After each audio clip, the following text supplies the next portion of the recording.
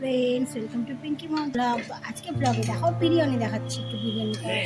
তো দেখো আমি একটা টোপ নিয়ে নিয়েছি, টোপের মধ্যে ভাত হয়ে গেছে আর প্রেশার কুকারে ভাবছি বিরিয়ানিটা বসাবো। তো তার জন্য আমি একটু ঘিটা লাগিয়ে নিলাম আর এখানে দেখো মাংসগুলো একটু একটু করে দিয়ে দিলাম। তো দেখো চারদিকে ছড়িয়ে দিতে হবে মাংসটা, আর আলুগুলো আর মাংসগুলোকে সেট করতে হবে কিন্তু। এরপরে দেখো আমি সেট করা শুরু করে দিয়েছি, এদিকে আলু আর মাংসগুলোকে সাইজ করছি।